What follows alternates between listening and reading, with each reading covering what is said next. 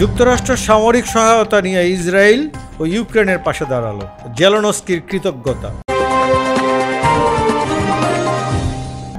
Israel ও ইউক্রেনকে সামরিক ও মানবিক সহায়তা দেওয়ার জন্য যুক্তরাষ্ট্রের পার্লামেন্টের প্রতিনিধি পরিষদে বহুল আলোচিত বিল পাশ হয়েছে। স্থানীয় সময় গতকাল শনিবার ভোটাভুটির পর এইসব বিলে অনুমোদন দিয়েছে মার্কিন আইন প্রণেতারা। ইউক্রেনের জন্য পাশ হওয়া বিলটিতে দেশটিকে $60.8 বিলিয়ন সামরিক সহায়তা দেওয়ার কথা বলা হয়েছে। ভোটাভুটিতে বিলের পক্ষে ভোট পড়েছে 311টি, বিপক্ষে 112টি ভোট পড়েছে।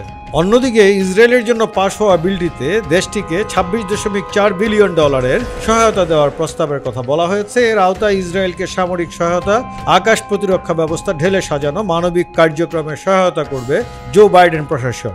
এই বিল দুটি নিয়ে নানা মহলে আলোচনা সমালোচনা চলছিল। মার্কিন প্রেসিডেন্ট জো বাইডেন এই সহায়তা প্রস্তাব দিয়ে চাপের মধ্যে ছিলেন। এখন প্রতিনিধি পরিষদে বিল পাশের ঘটনায় বাইডেনের বড় বিজয় হিসেবে দেখছেন বিশ্লেষকদের অনেকে। বিল দুটি বাস্তবায়নে এখন মার্কিন সিনেটের অনুমোদন প্রয়োজন হবে।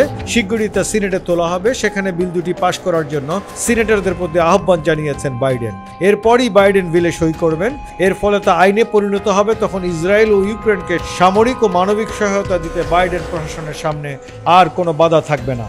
জেলেনস্কির কৃতজ্ঞতা। এদিকে ইউক্রেনকে সামরিক সহায়তা দিতে মার্কিন কংগ্রেসের নিম্নকক্ষ প্রতিনিধি পরিষদে বিল পাশ হওয়ায় কৃতজ্ঞতা জানিয়েছেন দেশটির প্রেসিডেন্ট ভলোদিমির জেলেনস্কি। তিনি বলেছেন, এই সহায়তা মানুষের জীবন বাঁচাবে এবং যুদ্ধের যৌক্তিক সমাপ্তি টানবে। এক্সে লেখা এক বার্তায় জেলেনস্কি বলেন, আমি যুক্তরাষ্ট্রের প্রতিনিধি পরিষদ, উভয় দল ও ব্যক্তিগতভাবে স্পিকার মাইক জনসনের কাছে সিদ্ধান্ত নেওয়ায় কৃতজ্ঞ। এটি ইতিহাসকে সঠিক পথে রাখবে। প্রেসিডেন্ট জেলেনস্কি আরও বলেন, এই বিল যুদ্ধ ছড়িয়ে পড়া ঠেকাবে, হাজার হাজার মানুষের জীবন রক্ষা করবে এবং আমাদের উভয় দেশকে আরো শক্তিশালী হতে সহায়তা করবে।